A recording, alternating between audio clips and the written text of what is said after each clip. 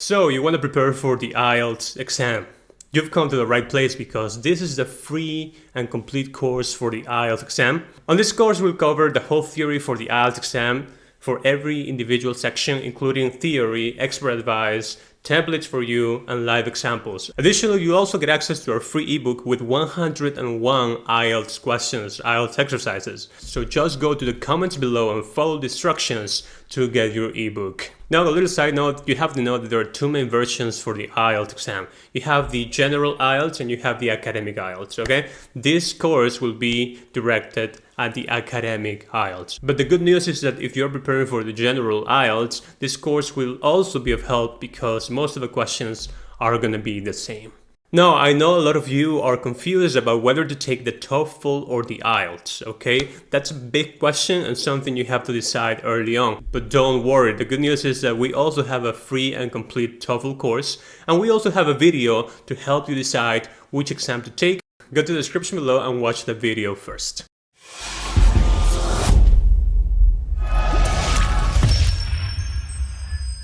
Okay, so on this first lesson, we're gonna go over the following, but I recommend that you go in order. You don't skip around because in that way you'll take much more advantage of the whole course. But if you're in a rush, of course, just go and skip around to the section that you're interested in. We have included timestamps on the video so you can jump around, but again, just try to watch the whole thing without interruptions. So first, we're gonna go over the structure of the IELTS exam, times, formats, question types, scoring systems, etc., etc. Secondly, we're going to go over expert advice that I will give you to apply before you start your preparation, okay? And in that way you can optimize your score and your whole preparation will be smooth and nice. Third, we're going to go over the introduction for each of the sections of the IELTS, each of the 4 sections, and I'll also give you the link in there for you to go to a specific video for that section. And at the end, we're going to give you some live examples for each of the sections of the IELTS, so you have a good idea on what to do and how you should answer each of the questions. Okay, so we're going to start with the structure. The structure is the following. You have 4 sections: listening, reading, writing, and speaking. Okay, now the important thing with the IELTS exam is that you will have to do the first 3 sections on one sitting. So you do listening, reading, and writing separate from speaking. Because on the IELTS, you have to know that the speaking is evaluated through an interview. So you have to schedule a meeting with an examiner, and that will be at a different time. So you will end up taking the speaking section at a different time than the other 3. The overall duration for the IELTS exam is 2 hours and 45 minutes. So that includes all 4 sections, by the way. So it looks a little long, but just remember that you are going to take the exam in 2 sittings. So first you're going to take 3 sections and then you're going to take the final section. So you are going to catch a little break in the meantime. The scores on the IELTS go from 1 to 9, 1 being the worst, 9 being the very best. Usually an overall score of 7 is seen as something very good, that you already have a good mastery of the English language. But of course my advice would be this, and this is very important. You first have to get in touch with the admissions committee from the university that you want to attend to. Just get in touch with them and ask them what IELTS score you need in order to get to a particular program, because different schools have different requirements. And first, before you start preparation, you want to be sure as far as what score that you need. The results for the IELTS are available 4 to 5 days after you've taken the exam. This goes for the computer version, and that's one of the reasons why I recommend also taking the computerized exam.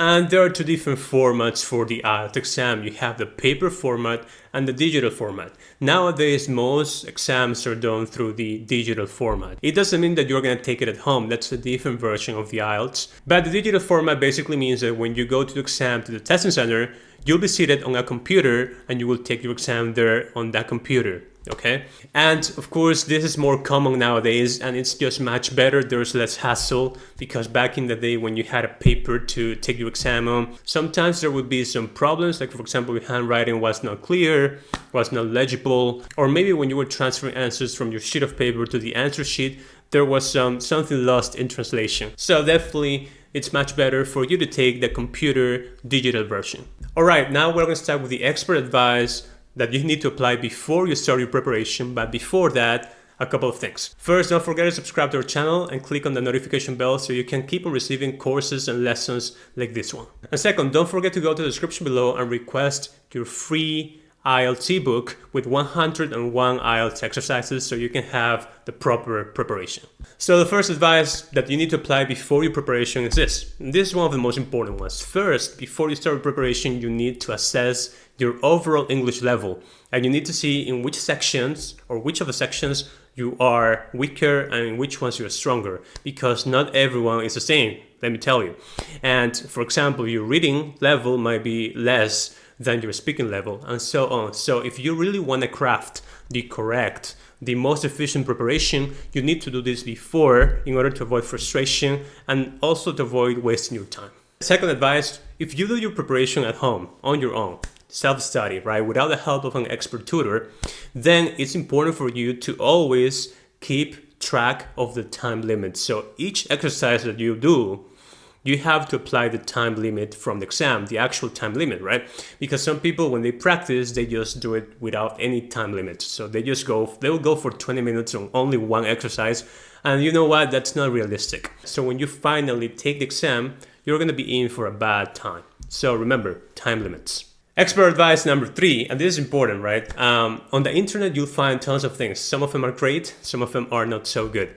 The same is true for information about the IELTS. So when you go and scan the internet and you start just reading a lot of articles, etc., not all the information is correct regarding the IELTS. So sometimes you'll end up getting more confused than anything else. And also the same is true for the material, for the practice exercises. If you look on Google for free material, there's a lot of free material, right? But not all of that material is of a good quality. So if you do practice with that material that is not good, you'll end up getting confused and really not knowing what the IELTS is like. So you have two options here. So you can go and buy official material from the ETS. I would say that's a great investment.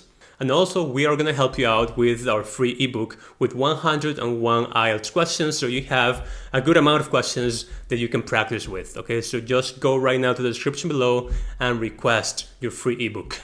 So now we're going to start with each of the sections. I want you to first give us a like if you're enjoying this video. Also subscribe to the channel, click on the notification bell. So we're going to start with the first section, which is listening. Okay, so just go here, click in here if you want to see the complete lesson for the IELTS listening section. But now we're going to go over a little introduction. So this is what the listening section looks like. Okay, basically you have, you get audios, right? And on the go, you have to start solving some questions. So what is this section about? Here you have it. Overall duration is 30 minutes. So you have 10 minutes of transfer time. That's for the paper test only, right? Because on the computer exam, you don't have to transfer anything. You just directly write your answer. You get 2 minutes for reviewing, all right? 2 minutes of review time at the end. So you can check on whether you misspelled something or just change an answer if you want to. Number of questions is 40 questions. You get 40 questions in total, and you're gonna get 4 parts. So basically there are 4 sections, 10 questions each. And here is the first one, casual conversation. You listen to an audio between 2 people. One person will be requesting information about a service usually, okay? So you have 2 speakers and you get 10 questions. Usually the time is anywhere between 4 and 5 minutes. The second part includes a casual monologue in which one speaker will be basically doing all the talking in a casual context.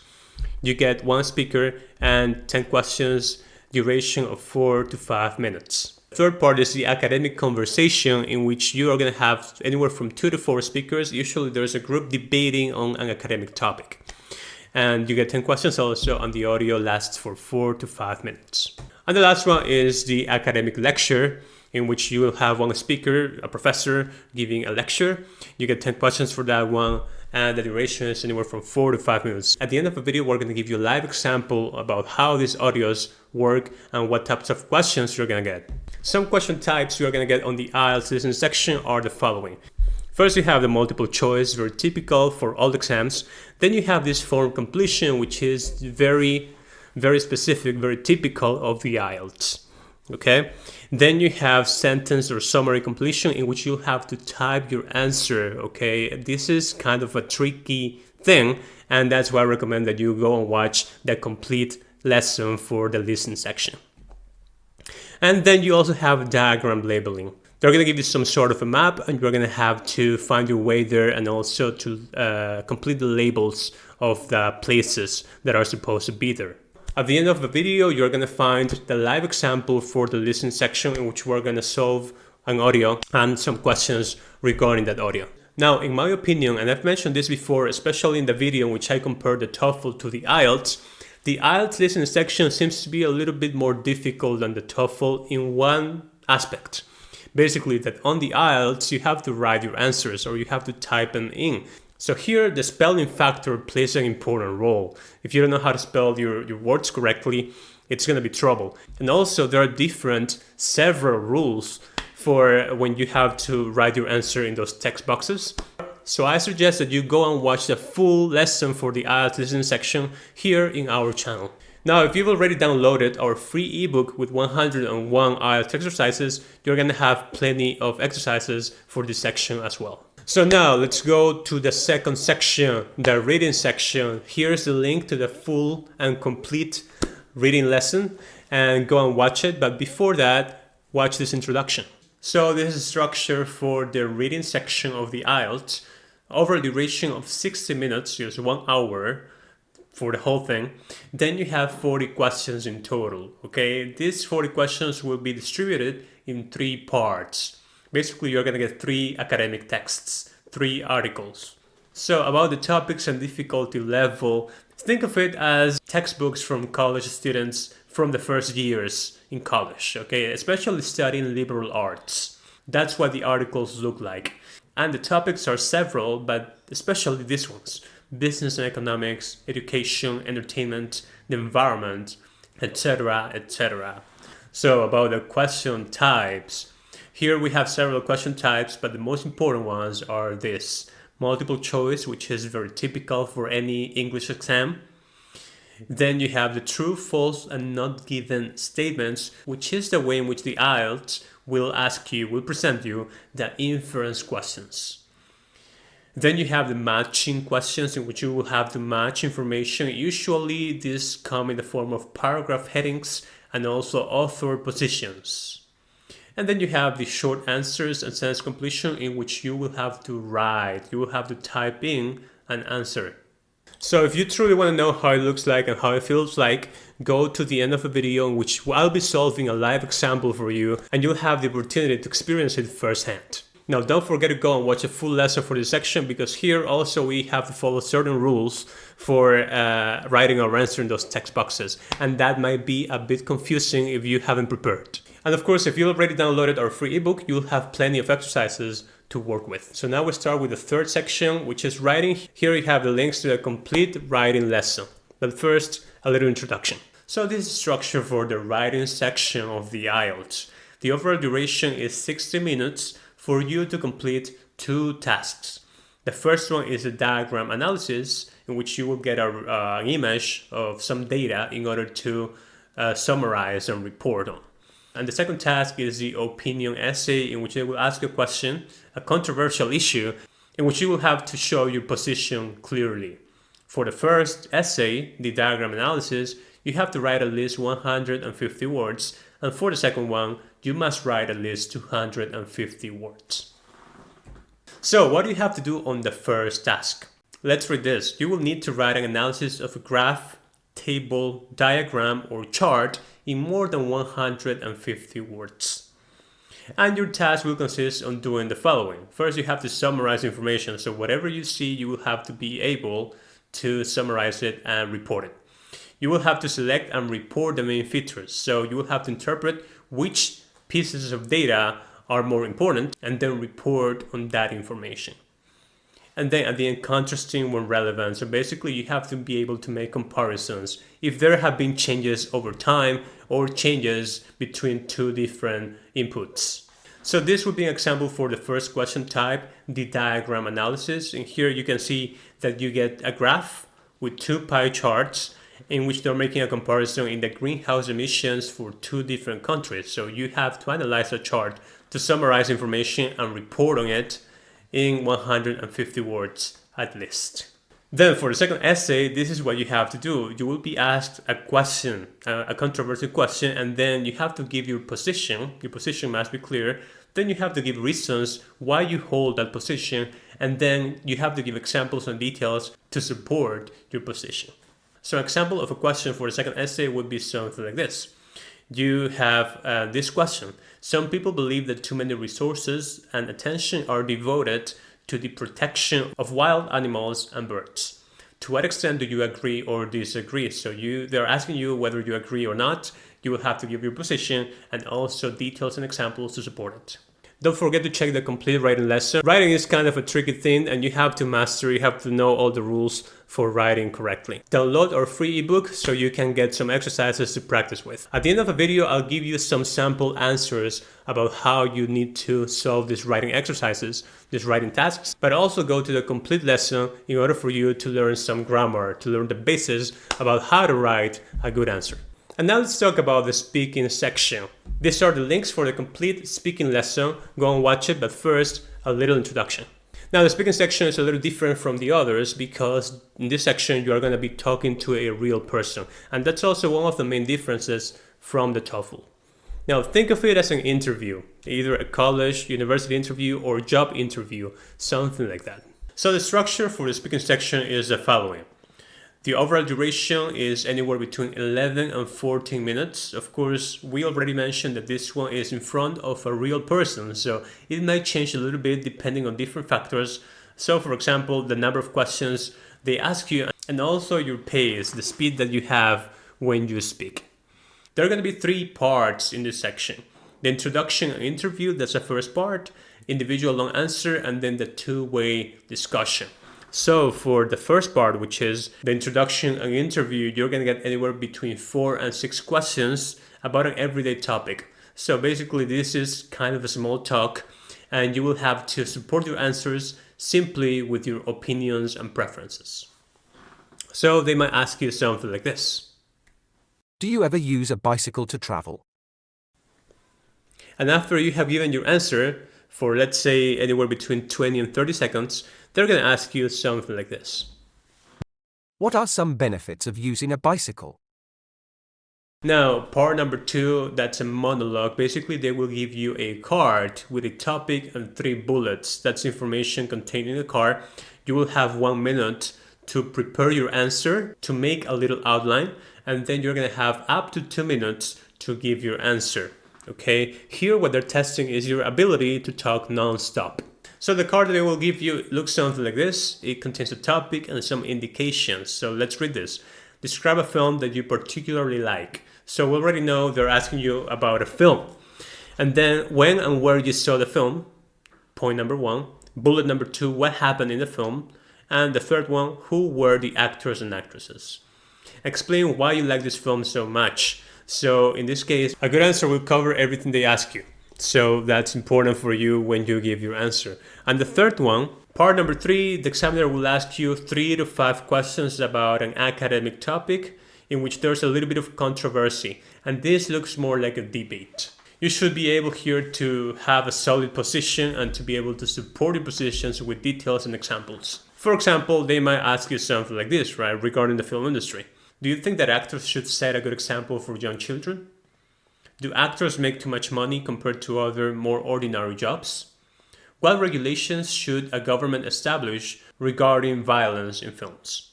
So again, you will have to give your position and provide examples and details to support it. Now, if you go to the end of the video, we're going to be doing some live speaking questions. We're going to be answering some questions, and that's going to help you a lot. But of course, we also have the complete speaking lesson for you to totally understand how to solve or how to answer these questions. And of course, if you download our free ebook, you are going to get some practice material to practice your speaking. Perfect. Now we're going to start with the live examples. We're going to start with the listening section. In this section, we're going to listen to an audio, and then we're going to have to answer some questions. But before that, don't forget to subscribe to the channel and click on the notification bell to keep on receiving free lessons like this one. So let's start. You will hear a guide at a theme park talking to a group of visitors. First, you have some time to look at questions 1 to 4.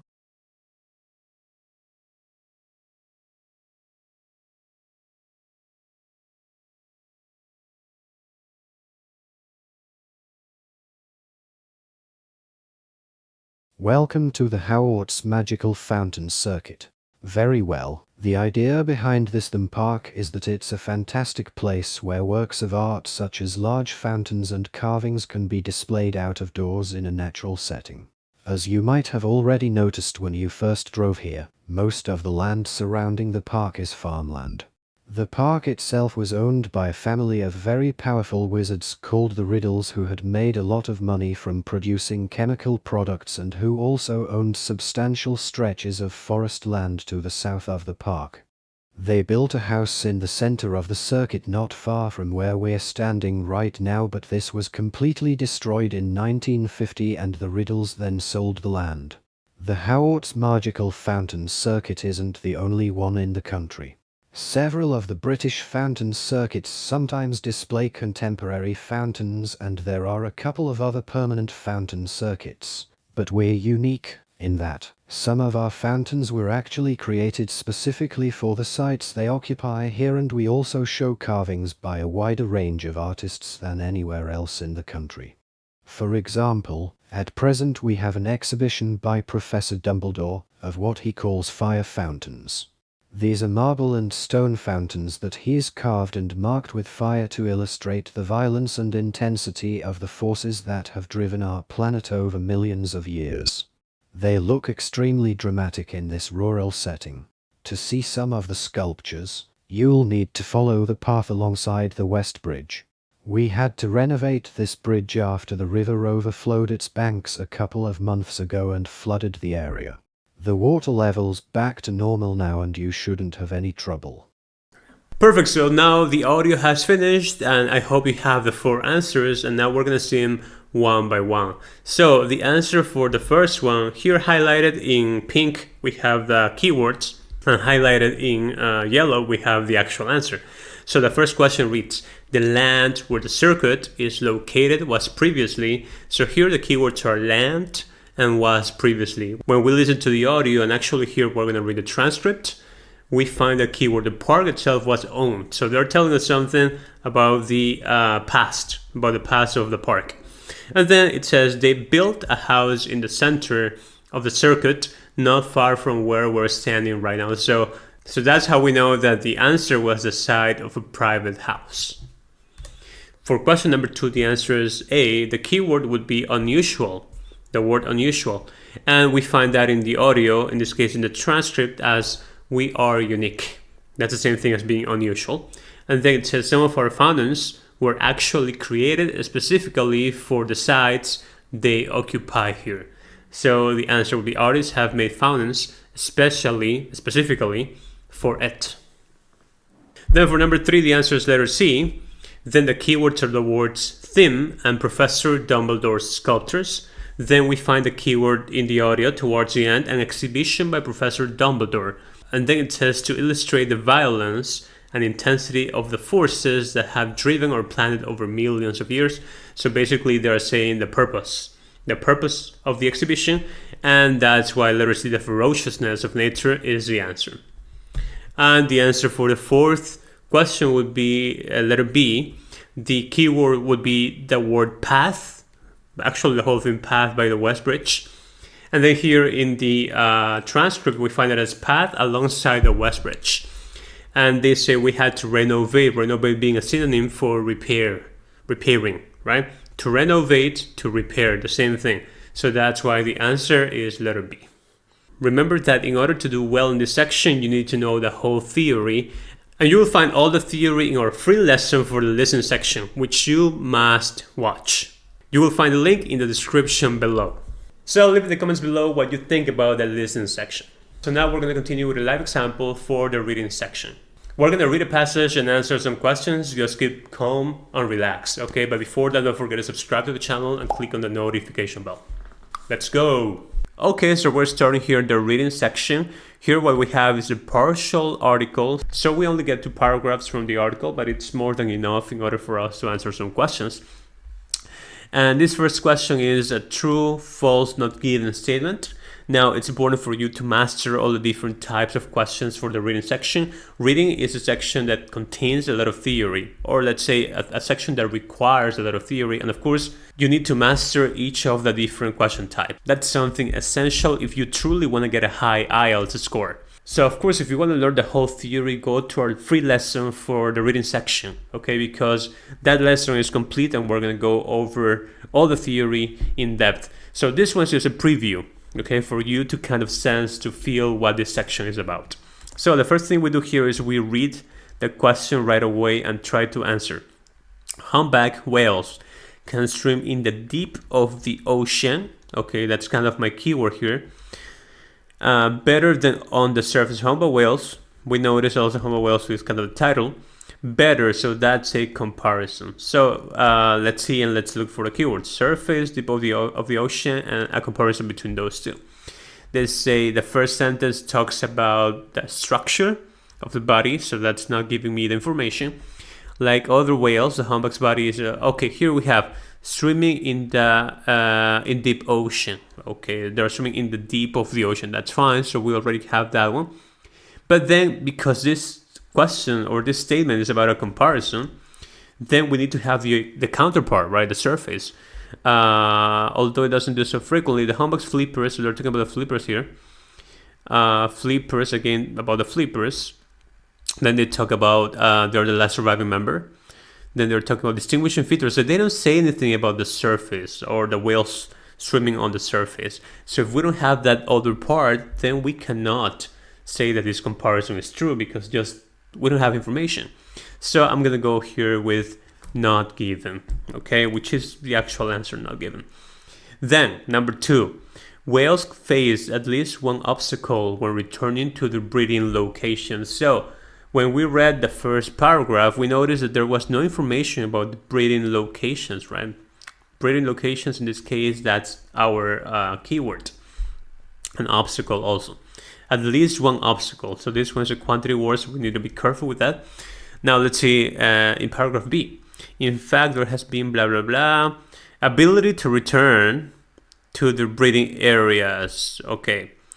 All right. And sometimes exact locations. And they say here, their path is affected. This one says is, so that's a statement. It's not like a may or a can be affected. They say it is affected by currents and pollution. And then in spite of their impaired vision, and they have an impaired vision. So yeah, I mean, they face obstacles, right? They have problems with the current, with the pollution, which in turn impair their vision. So this is true because they face at least one obstacle. So I'm going to go here with yes. Okay. Now let's go to question number 3. Now these questions are a little different. This one is called a short answer. And when you go to the full or the complete reading lesson, you're going to see that one's called a short answer. And this one is called a text completion. Okay. The difference being that on the first one, you have to give an answer, right? So you have the whole question completed and then you have to give an answer. On the second one, you have to give an answer in the middle of the sentence. So this one is a little bit trickier because you have to pay close attention to grammar and redundancy. Okay. Now let's see. Number 3, what is the most noticeable difference between other whales and humpbacks? Okay. Most noticeable difference. Other whales and humpbacks. Okay. Now, if we read this paragraph A, let's try to find the keyword difference. Now, we notice that at the end, they're talking about differences. Now we have to go and say what the most noticeable of all those differences is. So what is the most remarkable here? Feature. Basically, there's a remarkable is the same thing as noticeable. So that's a synonym. And then you have the most noticeable feature is that it has the protuberance near its dorsal fin. Okay, so that's the answer. Here we have the answer. Now we gotta be careful though. We always have to pay close attention to the word limit. They say we have to write only 3 words at most. So if we say protuberance near its dorsal fin, that's 5 words. We don't want to write that. So I'm gonna write just the noun, the main noun, a protuberance. Okay, that's my answer, which is totally fine. Now let's go here to number 4. Whales can retrace their migratory path using something of the planet. Okay, so they're using, in order to retrace their path, which is a keyword here,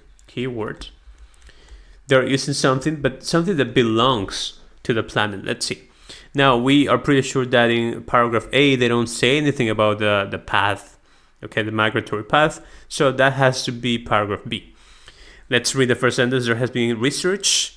Ability to return breeding area, okay, which is the migratory path, right? Their path affected, we already know that. Whales are able to retrace their migratory paths. Okay, we already have the keyword here, so that's a match.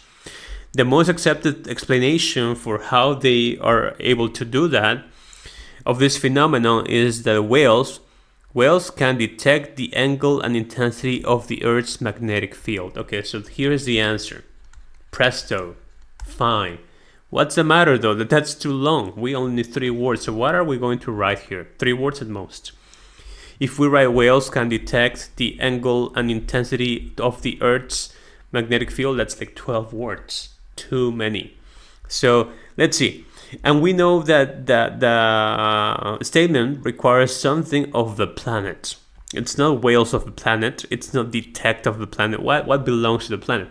If we say angle and intensity, that might seem like a good answer, but that would be wrong. Why? Because it's not the angle or the intensity of the planet.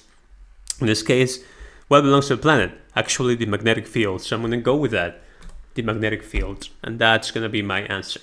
So this being an introduction to reading. Actually, reading contains a lot of theories, so go and watch our free and complete lesson for reading. And also, of course, download your ebook, because with that, you're going to have enough material to practice with. Okay, so now we're going to go on to the next example, which is the one for writing. Okay, I want to see in the comments below what you think about the reading section. Perfect, now we're going to go with a live example for the writing section. In this section, we're going to have to write a lot, so what I'm going to ask you to do is to pause the video after you see the question, and then take your time to do your essay. And after you're done, then compare it to mine. Okay, let's start. Okay, so here we have a question for writing. This is question number 2 for writing. Remember, there are 2 tasks in writing. This one's the second one. The IELTS recommends that you spend around 40 minutes doing this question. Let's read it. Write about the following topic.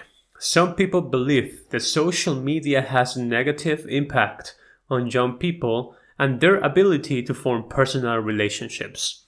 Others believe that these sites bring people together in a beneficial way. Discuss both sides. Give reasons for your answer and include any relevant examples for both sides. Okay, so there we have our question. This one is definitely a discussion type essay. If you don't know what a discussion type essay is, well then go to our complete lesson for writing. It's going to be very important for us to understand which types of essays we must write. Remember that you are expected to write about 250 words. So take about 40 minutes to write an essay, and then we'll go together and analyze the essay that I have written. Perfect, so this is the answer I have written. Let's read it together. Over the last few years, social media has become a massive part of our daily lives. Virtually everyone now uses social media and spends a lot of time there. In this regard, the younger generations are the most accustomed to social media and paradoxically are both the ones who can take most advantage from it, while at the same time being the most vulnerable to its side effects. Okay, that part is just the introduction. Okay, that's what I'm writing, basically just going over a brief summary of what the problem relates to, of what the controversy is about. Then I'm going to start talking about both sides. So first I'm going to talk about one side in paragraph number 2. Some people might say that social media has had a negative impact on the ability of teenagers to interact with one another. They often say that there are tons of differences from interaction over the internet and real-life interaction. For example, any teen might just post pictures of themselves just to attract attention, and they may get a lot of likes from strangers. This will feed their ego and make them hungry for more attention. Nevertheless, in real life, the same teen might be shy and introverted, lacking confidence and self-esteem. So, all in all, social media would be a way to fool teens into thinking that they are something that they are not. So I'm already done discussing one of the positions, one of the sides. Now I'm going to discuss the other side in paragraph number 3. On the other hand, There are those who believe that social media has had a positive impact on teenagers and that these teens can now enjoy a more stable interaction with their peers. So basically, I am summarizing the position of the second group of people. For instance, back in the day, a teen who moved to another school had trouble keeping in touch with their previous classmates and often lost all contact with them, feeling lonely and sad. Notwithstanding, with social media, now teens can move out of town and still keep in touch with their old friends and have the opportunity to resume in-person contact when they grow up. So basically, by that time, I am done talking about both sides of the discussion. And then I'm going to close off with a little conclusion. All in all, both sides have opposite viewpoints, which are completely valid and sound. However, I believe that the truth cannot be reduced to one or the other.